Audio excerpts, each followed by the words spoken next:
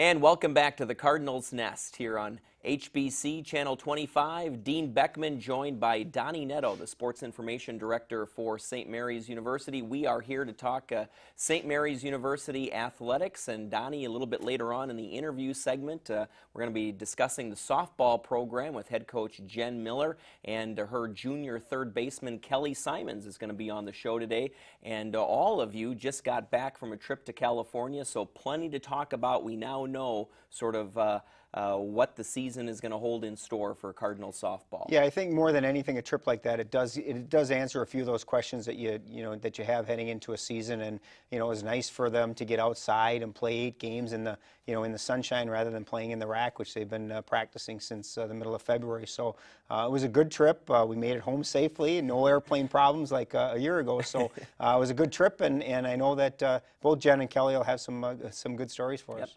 Donnie's looking tanned, relaxed, rested for the show today, so that's good. Absolutely. So we'll talk softball later, even on in this segment here, but first we want to talk about the baseball team.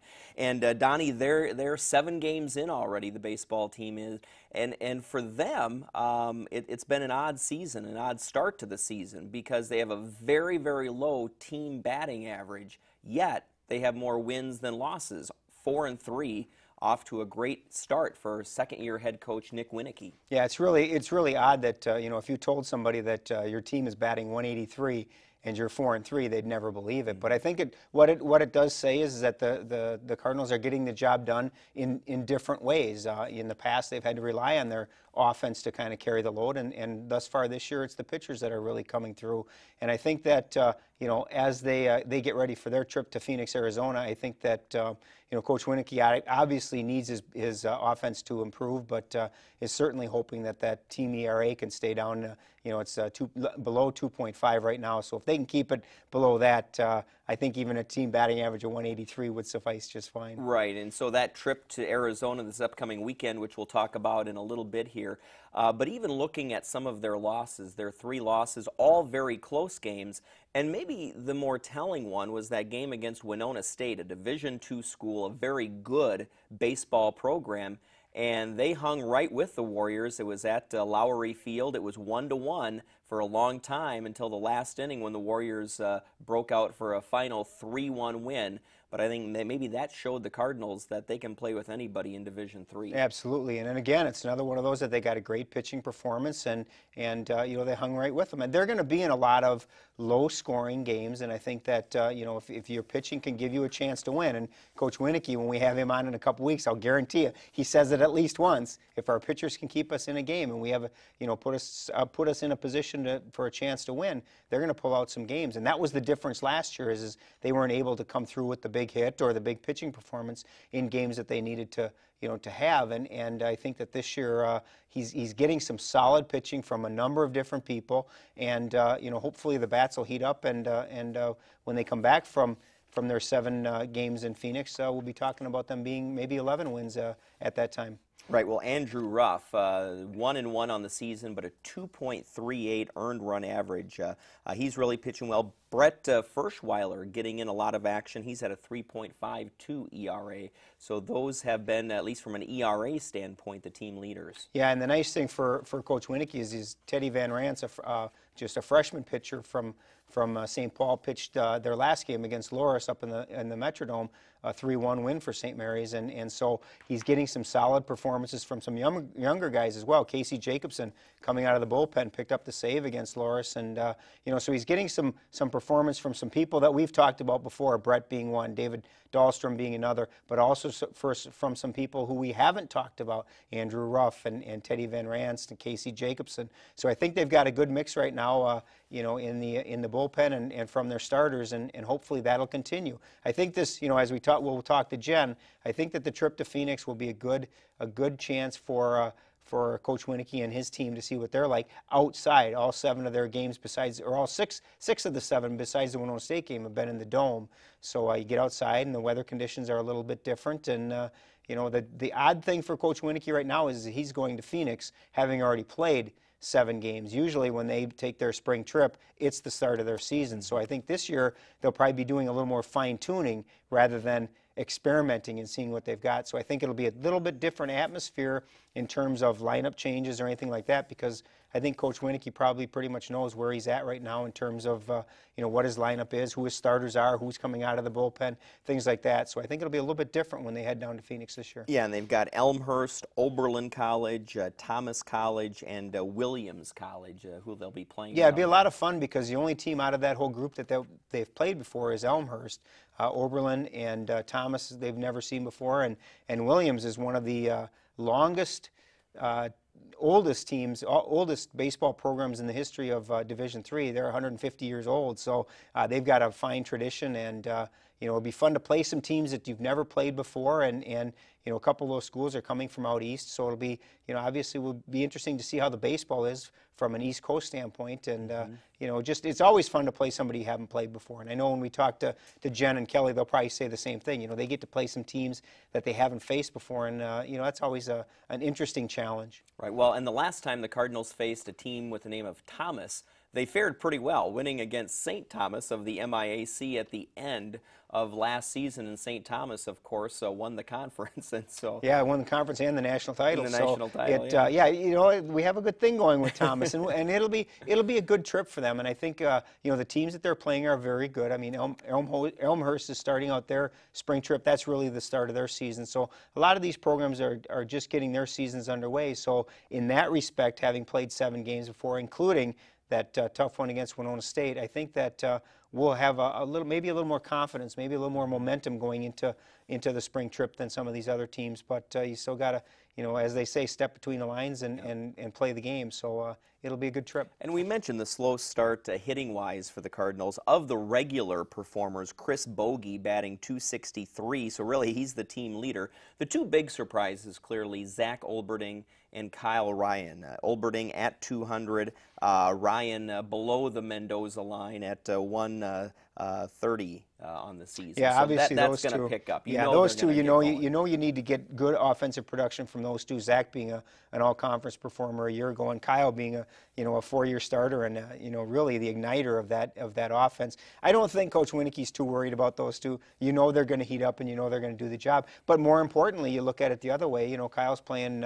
phenomenal defense. He's only had 1 error in the first 7 games, and as a shortstop with only 1 error, that's that says a lot about your performance right there. And as long as they're playing good defense and getting good pitching, I think the offense will catch up eventually.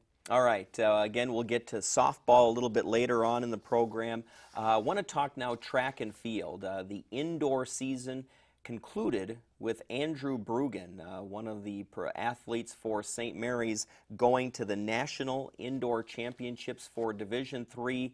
And what a throw he had there. What a terrific All-American performance for Andrew Brugan. Yeah, 18.7 throw, 18.7 meters is a phenomenal throw in the weight throw, and earned him a 4th place finish, and like you said, the All-American honors. And I talked to Andrew before they left, and that was his goal. He wanted to be an All-American. He wanted to be in that top 8. And Coach McMahon said that if he was able to to get to 19 feet, that's what they were both hoping, is that they could get to that 19-foot mark. And if he had done that, he would have won the whole the national championship. So I think they're very happy with where he was at 18.7, but I think they also know that there's more there for Andrew to accomplish, and now they'll get ready for the outdoor season. And I'm sure in the weeks to come we'll be talking about Andrew again. It was a great performance. He got to be the first thrower of the competition, and he was excited about that, because for one throw, he was going to be the leader of the weight throw in the national championship. So it was a great experience for him. He's been there in the outdoor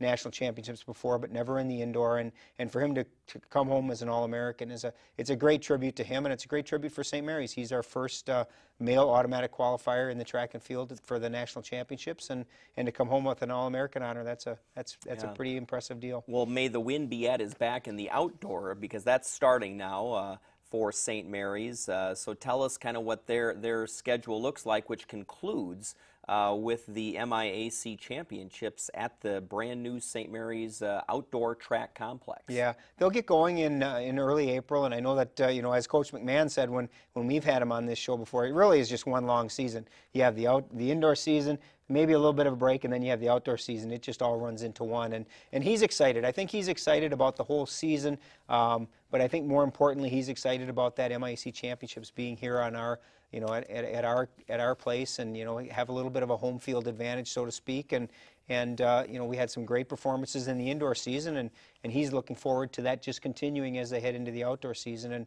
And hopefully when we're talking in early May, we're talking about conference champions and hopefully some more qualifiers for the national championships. All right, Donnie, we've got the softball team who just came back from California, the baseball team who's going to Arizona, and the tennis team on their way as we tape this, really getting ready to leave for Orlando, Florida, as they'll participate in some tennis matches down in Florida. And the men's tennis team off to a 500 start, an even 6-6 on the season. They're coming off of a 9-0 win over North Central College and then an 8-1 loss to Concordia. So just one win in conference play, but really dominating outside of the conference. Yeah, they're playing very well, and I just talked to Coach Hallberg yesterday as they were packing their bags and getting ready to go to Orlando. And he's pretty happy right now. At 6-6 with 12 matches in, he's pretty happy with that, and looking forward to going to Orlando and getting some more tennis in, and then coming back and really starting to make a charge in the conference as they finish out their season. And he's got some great performances. The problem he's got right now is he's battling some illnesses with some guys and some injuries with some other guys, so his lineup isn't as strong as he was hoping it would be at this time of the year. But hopefully as things heal up, Sam Puff is out with an injury. Pavel Shipkowski has been battling some type of an illness that Jeff still isn't sure what it is, but he's not at full strength. And those are two regulars in his lineup that he really needs. And what it's doing is giving some other people the opportunity to play, an opportunity to compete for positions, and he's getting some solid performances. It's just right now they've got to figure out a way to be a little more competitive in the conference. Well, hopefully they'll get healed up on the trip to Orlando. How can you not? It's no Mickey Mouse trip, that's for sure. So. That's for sure. All right, women's tennis now. A little bit better in conference play, 2-4, but above 500, 5-4 on the season. Coming off, though, a tough one-game loss to Concordia. Yeah, and that one hurt, and Coach Hallberg will be the first to tell you that was one of those that he really feels they kind of let slip away. It was a match that they, on paper, probably should have won, but Concordia played a great match and pulled out a couple of singles win late that ended up allowing them to beat St. Mary's 5-4, and it's going to be a battle. It's going to be a battle for them to get into the conference tournament, but I think Jeff's pretty confident that they have a shot to do that. Obviously, they have to take care of their business and win the matches that they need to win, but they may need a little outside help as well. And St. Kate's right now is the big one. They need St. Kate's to beat Concordia, and should they do that, we could very well be in one of those tiebreaker situations as we start talking about conference qualifiers. Well, and that's great because, I think that's really showing how Coach Hallberg is developing that women's program. Absolutely. Just over the last several years, you've been able to see big improvement. Absolutely. there. And when you've got a couple talented players like Bailey Edwards and Rebecca Snyder to build that program around, they're having phenomenal years again this year as sophomores. They were outstanding last year as freshmen, and they've just picked up right where they left off and are playing very well, not only in the number 1 and number 2 single spots, but they're also teaming up and playing at number 1 doubles as well and doing extremely well. They picked up 3 of the 4 wins against Concordia, with Bailey winning at 1 singles and Rebecca winning at 2 singles, and then the 2 of them winning at 1 double. So they're doing an outstanding job, and just like the guys, Jeff's getting some people that are really starting to pick their games up and play very well. It's just a matter of being able to put it all together at the right time. And the women's team also heading to Florida to take on Edgewood College, University of Sioux Falls, South Dakota, and also the University of Wisconsin-Eau Claire. All right, that's going to do it for this segment, but stay tuned. Coming up next, we'll talk softball with head coach Jen Miller and her third baseman, Kellie Simons. That's next right here on the Cardinals Nest on HBC. To see us and just Agent Vigara. Who are you? I'm a leprechaun. And you, lass, just got lucky. Oh, do I get your pot of gold? No. That pot of gold's way too heavy to be carrying around. I deal in mobile phones. Mobile phones? Throughout March, when you buy 1 mobile phone from HBC, I'll give you a second absolutely free. A free phone with the purchase of another? Aye, but only through March, so you best be stopping in now. Get lucky with HBC Mobile.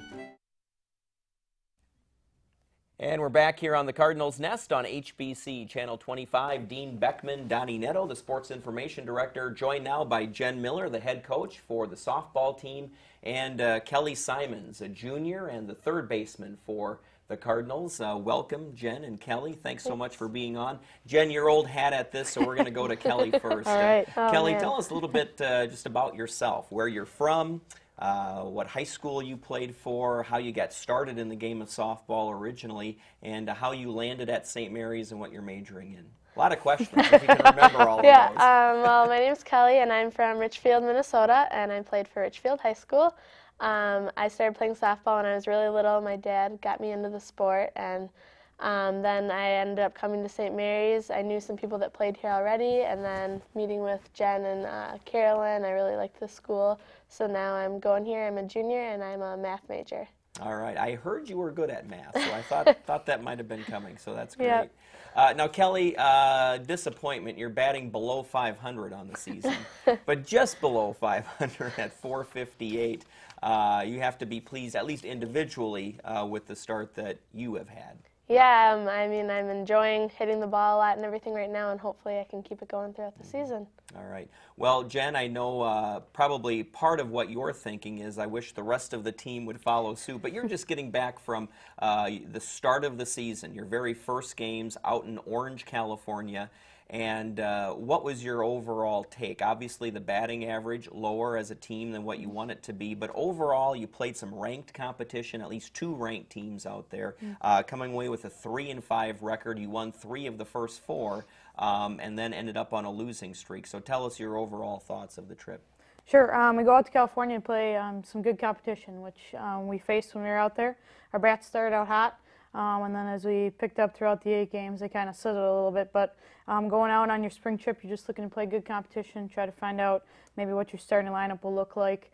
This year we got a lot of depth, so we can move our lineup around a lot, which is great news for us, a little bit different than last year.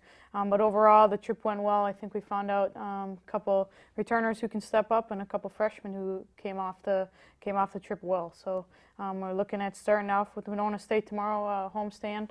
We're playing at their place, and then we start our conference after our break. You know, we've talked before about the fact that you needed to shuffle your lineup in California to hopefully find that right fit for everybody. And really, aside from Kelly in the 5 spot, I think you moved everybody around and put different people in. I think you had a different lineup just about every game. Is that kind of the approach that you're going to have the rest of the year, or were you able to find some answers during the trip? Like you said, we switched up the lineup a lot. I think that will continue throughout the year just because of the depth we have. Right now, which is a good problem to have, is that we have a lot of good players on the bench that I think can help us out throughout the year. So we might not, as you said, have the same lineup at all this year, but we do have a couple people who stay in the lineup, obviously, throughout the year. But I think we have some people who, depending on the situation, if a team runs, if they don't run, if they're a small ball team, if they hit the long ball. So we'll just take every game, one game at a time, and see what lineup we think will suit us best. Obviously, Kelly, you guys practiced inside for a long time, Yeah. probably longer than it really was, it probably seemed. But you get out to California. What are your impressions of your team? You know, obviously you worked with them inside. What were some of the things that surprised you, impressed you about the trip in terms of some of the players that you played with? I think our defense impressed me the most. We came out and we played really well against some really good hitting teams. And also the freshmen that stepped up were really impressive with their hits and their defensive play. So that was really exciting to see. Talk about, you know, I know all the stories because I was there, but I'm going to put Tenny McCabe on the spot because I can do that. First day of the trip, we're heading to the field, 20 minutes away. An hour and a half later, we pull in. Can you talk about the start of the trip? Sure. We started off our trip. We were supposed to play at 12-2, I believe. But the next night, we were going to watch some Division I games. And she was reading the directions to go and watch that game instead of going and play our games at a different park. So it took us a little longer to get there. But I think once we got going, first game jitters kind of kicked in a little bit there. Not necessarily because of the time, but just being in our first game, not seeing dirt ever. But yeah, we were a little bit late, but we rebounded pretty well. So. And the nice thing is that was the worst part of the trip, Sure, is that definitely. first day. So, Kelly, talk about the trip in terms of outside of softball. What as a team do you hope to get out of that trip, aside from just playing the game on the field? Well, it's really our first big team bonding experience that we have.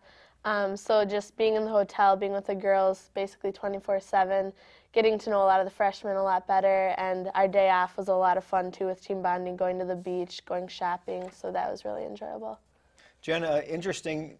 The two of the teams that you played, nobody else on the team would have probably had any feeling towards, but you played Chapman and you played Tufts, two teams that when you played, you actually played against in the national tournament, beating Chapman for the national title and then playing Tufts the next year. Did you think about that at all while you were out there, or was it just two more games for you? For me, it was just two more games playing good competition. Chapman, as you said, has a great tradition of softball, and they've always been good. And now that I'm getting a little older, it's getting a little farther back in my head. But they're always two great teams, great traditions, and I always enjoy playing them just because I'd rather go out and play great teams and lose than play not so great teams and win by a lot. I think you get a lot more out of the trip if you're playing great teams. You know where you have to be that good team. So that's what I always try to schedule those games on my schedule, just so we have that experience. Jen, we talked about defense. Now let's focus in on pitching. What did you learn about your pitchers? You've got Jackie Pronzinski, Mallory Betzold, both pitched for you last year. Sure. Have you seen some growth, and how was their performance out in California? Sure. They played pretty well, going in playing against some good competition. They've learned kind of what each other's strengths are, and they're supporting each other that way. We have one that goes up and down and one that goes side to side with their pitch choices, which helps when they're going to be a battery just between themselves, not between the pitcher and catcher, but between the two of them. If we have to bring one in relief, it's kind of opposite what the other one was throwing, so it throws the batters off a little bit. And then we had Paige Carter step up a little bit when we got into a little bit of trouble. So those three pitchers got some innings while we were out there, and I think they saw where they need to be once we start playing some MIAC competition. Kelly, this is your third year. Can you just compare, and it's early, I know, but can you compare this year's team to last year's or even as your freshman team? What are the biggest differences between this team and the teams you've played for the first 2 years? I think the biggest difference is we're such a young team this year, still with a lot of freshmen coming in and learning the ropes of college ball and everything. I think that's the biggest difference. And I've seen continuously our defense improve and our pitching improve throughout the 3 years that I've been here. Yeah, for you, Jen, it's really interesting in that usually, or in the past couple of years, your strength has been your outfield, and that's where your experience has been. Now this year, you've got three freshmen playing in the outfield, and or underclassmen playing in the outfield. How did they play out in California? Sure. Like you said, we graduated two seniors who had held down those spots for quite a few years. So going out there, they needed that experience. So it was good to put them out there and shuffle the lineup, as you said, and try to find out who those three outfielders will be. And I think we'll still be shuffling, looking for some that can show us some good, great innings, make some of those great plays, which we had a couple great plays out in the outfield, throwing some people out, making some diving catches. So I think as the season goes on, we'll try to find those people and see where we go. You know, I found it interesting that really, if you look at those 8 games, there were really only 2 positions that stayed the same, and that was Kelly at third and Katie Gannon at short. You know, you rotated some people at second, you rotated some people at first. You had a second baseman playing right field, you had a catcher playing, right field. It's got to be a little bit of a luxury to be able to put people in different positions in terms of depending on the opponent that you're playing. Yep. And like I said, depth is a great problem to have.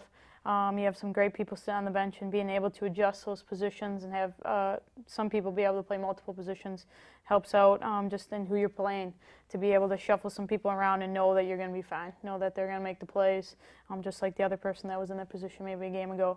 So I'm enjoying being able to do that and love to see what kind of plays everyone makes while they're out in the field and showing off what they have.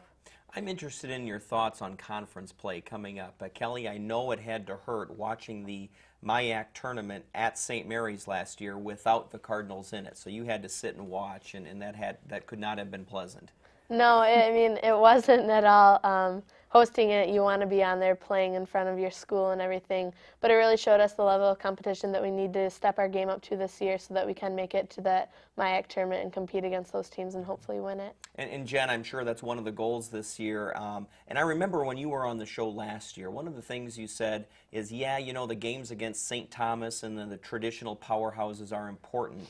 But to get to that tournament, you really have to win those games against kind of the mid-tier teams. Is that kind of the same thought process going into this season with, of course, eyes set on St. Thomas and some of the other ones as well? Definitely. Yeah, anyone can beat anyone in the MIAC, so every game you have to take as if they're going to knock you off So we've taken every game at a time, trying to beat each of those teams, because you got to have that record to get into the MIAC tournament first of all. So not necessarily who you play, but just making sure every game counts and beating every single team. Who are the expected powerhouses this year besides St. Thomas, Sure. as they are there all the time? Yep. So. Gustavus is always good. They went to the national tournament last year. Hamlin has stepped up in the last couple of years, as well as Bethel. So there's better teams now than there have been in the past, which is good. You want a conference who can beat up a little bit on each other. So having a great conference is good, and seeing that competition throughout the year and making sure that you're ready for each and every game. You haven't had to deal with it yet because actually the weather's been pretty nice, and you're actually outside probably earlier than have been in a long time. But Sure. there's going to become, Mother Nature's going to start raining on you, and you're going to start moving games, and they're going to be packed together. Yep. Will that depth again help you because you can you'll be able to play games maybe back-to-back days a little easier than teams that have to rely on one pitcher or one set lineup? Yep. It'll help us out, and like you said, we always have rainouts. The spring season is full of rain and scheduling games and moving games around, but I think with that depth it's going to help us, so that if maybe one person's having an off day or tired, that we can put another person in that position and expect him to do just as well as anyone else. All right, Jen and Kelly, thanks for being on the show today, and good luck as the conference season gets ready to start here. Thank you. Thank you. Okay, stay tuned. Donny and I will be back to close things out right after this here on the Cardinals Nest.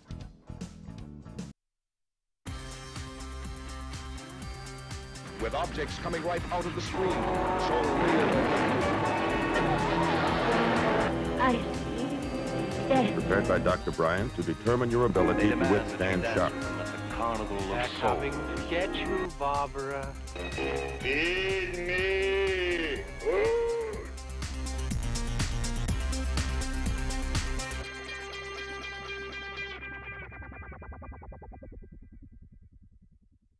And we're back here on the Cardinals Nest on HBC to wrap things up, and this is part of the program where we talk about some of the other events going on at St. Mary's University. And once again, nearly 540 people attended the 10th annual Taylor Richmond Benefit Dance that was held on March 20th.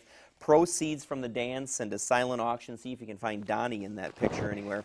But proceeds went to Bob and Crystal Griffin and their 3 sons. Bob underwent emergency surgery for an infection on his back, and doctors had to remove 2 vertebrae and replace them with titanium. And this dance and the silent auction raised over $12,000 for the Griffin family. So a great turnout from the St. Mary's community. And finally, St. Mary's University's Theater and Dance Department is presenting their rendition of William Shakespeare's infamous play, All's Well That Ends Well. That'll be on Thursday, April 8th and continue through Sunday, April 11th.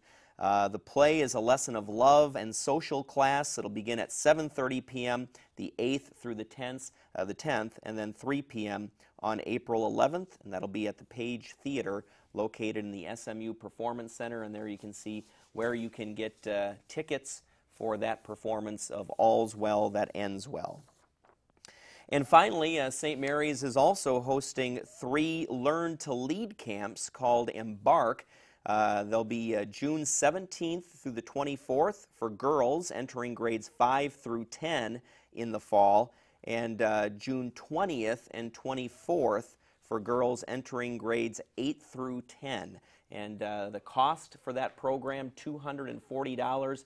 You can register at the website there you see on the screen or by calling the phone number. So lots of events coming up very soon and also in June with those girls' leadership programs. So that's going to do it for the Cardinals Nest. No show next week because this guy is going to be coming back from Arizona, and we should make you file a show from Arizona. It's a tough job, Dean, but somebody's got to do it. Somebody's got to do it.